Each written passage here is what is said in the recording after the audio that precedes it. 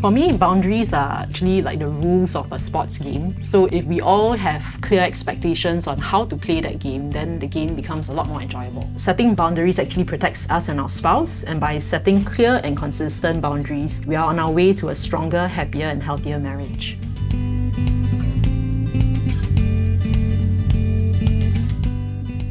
Hello and welcome to the Connect to Marriage podcast. I'm Jo and I'm your host for this episode.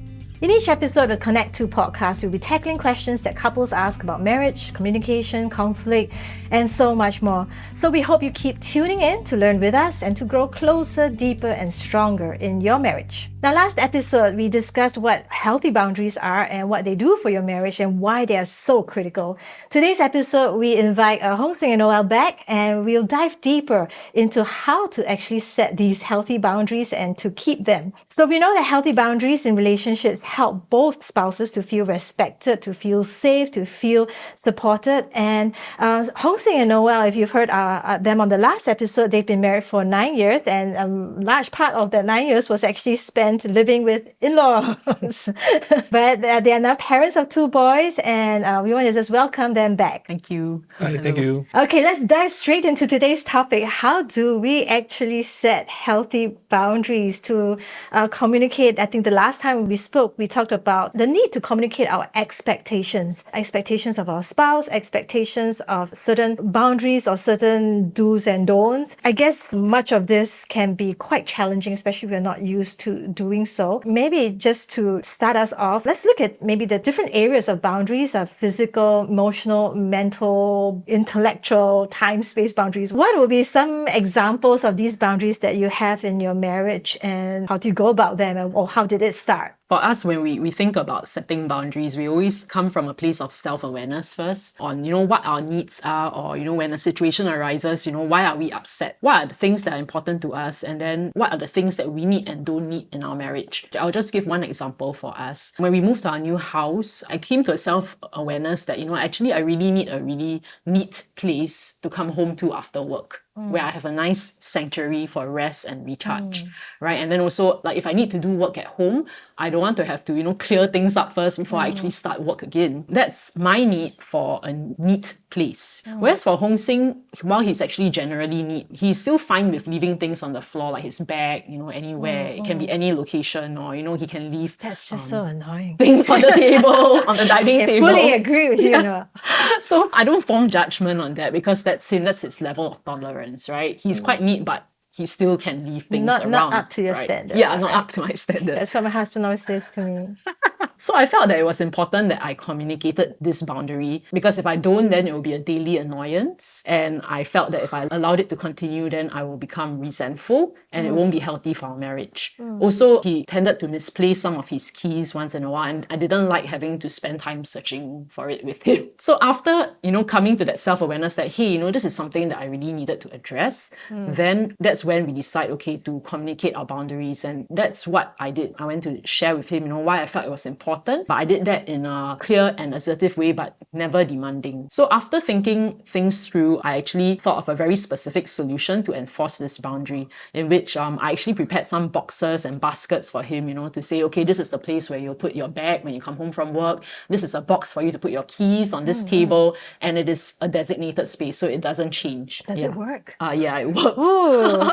I could try this. Yeah, so it is important to be consistent with our boundaries. So actually those boxes and baskets kind of provide that consistency in terms of, he knows that, okay, this is the level of neatness she wants within our house. It's not like, he's trying to keep things neat, but then it's still not up to my standard. At least, he knows that, okay, if I put it here and I put it there, then, this is what she expects, and that's fine. And then for me, I don't expect him to be any neater than that. As long as you put your bag in that basket, you put your keys there, you keep the dining table relatively clear, I'm happy. Yeah. But it sounds like there needs to be some negotiation going on as well, because when is it a need versus a want, a preference? Like, what can you live with versus what can you really not live with, which just makes you go crazy. It's actually a very small thing. I mean, I just need somewhere to put, right? And she had me designate places, like beacons of places that I should put. I mean, compared to looking at her angry face, I would rather take these small steps. It doesn't affect my life in a huge thing, but sometimes we just have to be, thinking out of the box, and just prioritize certain things. Yeah. I mean, like I said, it really doesn't take a lot of effort. It's just that she guided me, and I'm very grateful for that. That takes, I think, some humility though, for the spouse to acknowledge that, okay, if this is what my spouse needs and it doesn't kill me, why not? Why not go with her need, her preference even? She really went beyond. I mean, a lot of times it's easy to just say grumble and make noise, but she went beyond that and actually solved the solution by knowing something that I need, and she solved it for me, which I'm very grateful for. Yeah. So it sounds though that there aren't like the 10 rules that every marriage or every couple needs, but it's something that kind of needs to be worked out, between individual couples, and every couple might have his or her own because their needs are different, right? So I think you talk a little bit about communicating our boundaries, but that needs to start with self-awareness. How does a couple develop such self-awareness? Definitely, we don't count the boundaries for sure. It just comes as and when. And I said, clear communication is very important. Where we are very open to be honest. It's not that she don't take into account my feelings. She knows that it's something I did wrong, but she didn't reprimand me. She spoke in a very nice manner, and I listened. And mainly it's because she's loving and thus I listened to her. Maybe she grumbled a bit. I may take it very negatively, I would think.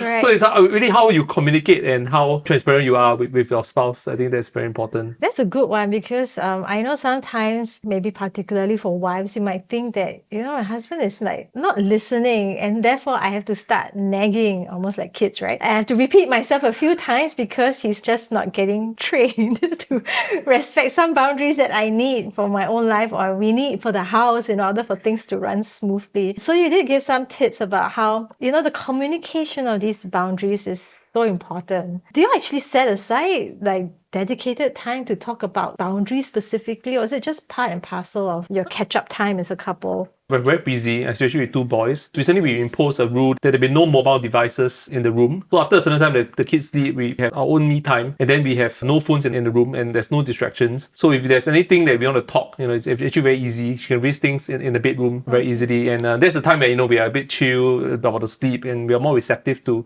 listening to things. Back to the boundaries, if as a man, if we are wrong and we are reprimanded, even at work, also don't be defensive, because if you are wrong, you're wrong. You just have to settle down our ego and just recognize that you're wrong and apologize. But sometimes it's harder when it comes from your wife, isn't it?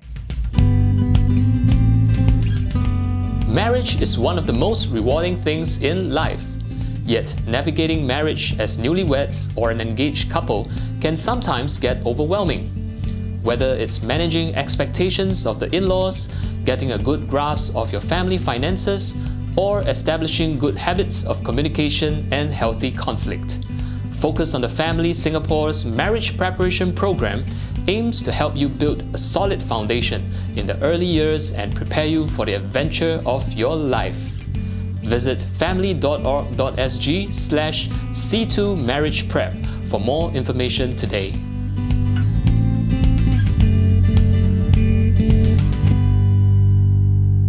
I don't think so. I mean, it's how you look at your wife. I mean, I look at my wife as somebody, like I said, in the last podcast, I mentioned about me like being more of the boys, and sometimes she don't treat me like a boy, but sometimes I feel that my behavior may be as bad as my boys, right? So it's really a self-awareness. It's a bit of a self-awareness, and you recognize that sometimes just think that your wife has some wisdom in what she says. If you keep thinking that your wife is nagging you and she's saying something very senseless, then it doesn't reflect right from the start. Okay. Yeah, I think we have a lot of respect for each other. So, when he shares about anything that he's unhappy about or any boundary that, he feels we need to set, then, there's also that mutual respect. I believe we spoke about respect and humility in the earlier podcast. So for our listeners out there, you go check it out, all right? But obviously this is quite important. And it seems like boundary setting is really more an art than a science. Like there are no fixed rules about how to go about doing rules and making up rules. And it seems to also evolve, as we pick up or maybe gain more self-awareness about ourselves and what makes us tick versus what ticks us off. We then find that there is a need again to come back together and to discuss and communicate. I find it quite interesting that you guys would do it in the bedroom because we do know that some couples would advise not to bring these discussions into the bedroom because it can get quite heated and you don't want your bedroom to be, battleground. Is there a reason why, you choose the bedroom, or what are the considerations when you're trying to find the right space to have these discussions, or even the right time? Because I think that's the other thought, right? That, just before you sleep, you're so tired already, then I must talk about all these things. Yeah, so even if it's done in the bedroom, we also check the weather, right, of the other party to make sure that, both sides are receptive to whatever we'll be discussing. I think besides the bedroom, sometimes we do it when we are hanging our laundry. Okay. Yeah. We're just hanging laundry is a brainless thing. You can easily talk to each other. That might work, actually. You have rules for sitting down to discuss rules, right? In that sense. Yeah. This thing about checking the weather. Do you actually give each other heads up? Like, is this in your calendar, for example, that we're going to be discussing some things? No, we don't. No, we don't do that. It's not so rigid, I guess. From your years of marriage and constantly discussing, negotiating, communicating these boundaries, what would be 3 top tips for couples who've never actually quite sat down to even start discussing these things, but they're just maybe constantly at each other's necks and backs and just getting upset or annoyed with the other party? How do they start? Probably getting started will be the hardest part because you have never done it before, and then you're cracking your brain on how to actually talk about something that you think might be a bit of a tricky issue to bring up to your spouse. So first, it's important to actually be honest with yourself. If this is something that's really important to you and your marriage, then it's something that needs to be done. So you kind of psych yourself up for that, for speaking Versus to your just spouse. sweep it under the carpet and try to tolerate it. Yes. Okay. And always remember that if you keep things to yourself, then actually the situation can only get worse and not better. So boundaries, actually help us to realize that there is freedom in our relationship. We are not enslaved by whatever our partner is doing, and actually there's choices available to us. So when you have that freedom, then you kind of are able to be more creative in solving problems together as well. It almost sounds as if boundaries is for our own self-well-being, not even about the marriage, but if we take care of ourselves and we are aware of what, keeps us mentally, physically, emotionally sound and healthy, then it actually helps the marriage as well. That's great. I do remember that there is what's called the Healthy Model of Marriage by Dr. Bob Paul, and he wrote a book called Hope Restored. And he did talk about how there is a need for each spouse to recognize that we are 100% responsible for our own lives and our own boundaries that we need to set for ourselves. And only then we can, come into the space, the interactive space that we call marriage, and so into it, and then talk about marital boundaries. Yeah, so it sounds like it's a twofold thing. In each podcast, we address a frequently asked question that couples have about marriage. And today's question is this: my wife gets defensive and prickly when I try to communicate my boundaries to her. The other day, I was just saying that I needed a spot of quiet time when I get home from work to unwind and relax my mind so I can engage with her properly. But she got upset and thought I did not consider her need to feel close to me after spending already a day apart. Now, how do we negotiate this? When you're very tired already, the question to yourself is, do you even want to speak? And so definitely that's not the right time to speak out this. I think you have to be lovingly and patiently tell your wife the honest truth that you really had a very bad day at work, etc., etc. Be honest and seek her understanding that you will definitely talk about this again. But for now, regards to spending time together, just be honest with her that you needed some time to just have a bit of quiet time. Right. I think you also need to start by expressing your appreciation for your wife, that you're thankful to come home to her. Sometimes it's pretty sad that you come home alone, right? The empty home. Appreciate her for her being at home and for her being around you, and just seek her understanding that you have a bad day at work. And I think also to compromise, be it we taking a walk, for example, outside of the time that you are tired, try to have the boundary that you compromise each other and meet your wife halfway through, and just reassure her that you really love her, but there are times that everybody have bad days and etc. and really seek her understanding. What do you think is the need here for both husband and wife? Because I think we did say that maybe it starts with self-awareness of our own needs. What would be the wife's need in this case that makes her all defensive? I think maybe it's been a time where, you have spent a long time at work and you've been neglecting her in some way. So that definitely calls for her to sound out to you, be honest with you that, you have not been spending time. And it's also the husband's job to, reassure the wife that, it's not that I ignore you or I have other distractions outside, of the family. It's really a lot of assurance for the husband to give the wife. I like that early on you said that, maybe the first thing that the husband can do is to just appreciate that he's a wife to come home to, even if he's too tired to speak to her. I can imagine also like for the wife who has been waiting the whole day just to get some of the husband's time, even if the husband was to say that, I'll come back to you later. I mean, we always get this question. After how long?